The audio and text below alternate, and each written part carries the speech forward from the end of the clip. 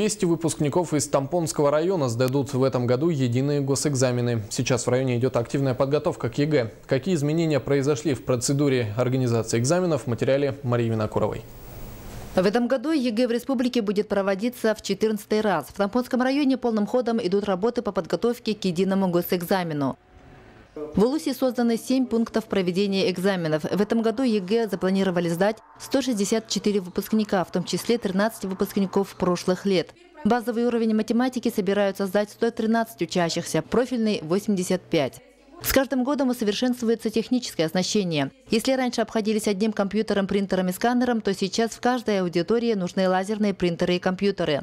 Хандыкская средняя школа – самый крупный пункт проведения экзаменов, поэтому она в первую очередь будет обеспечена принтерами для аудитории. На сегодняшний день по всем сегодняшним новым даже требованиям мы готовы. В этом году, я считаю, очень серьезное обучение прошли организаторы по аудиториям.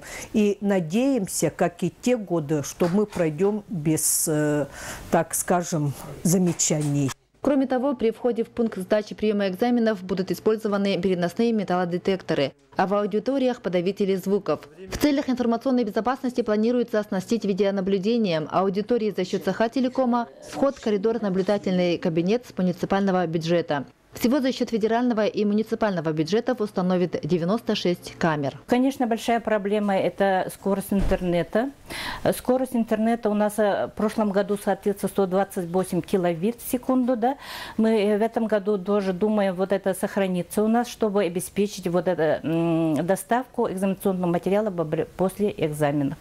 С прошлого года создан координационный совет при главе Тампонского района, в который вошли те, кто тем или иным образом задействован в проведении ЕГЭ, включая сотрудников МЧС. Все работники проходят соответствующее обучение. Мария Винокурова, Нина Ханарова, Жолсан Толстяков, НВК Саха, Хандыга.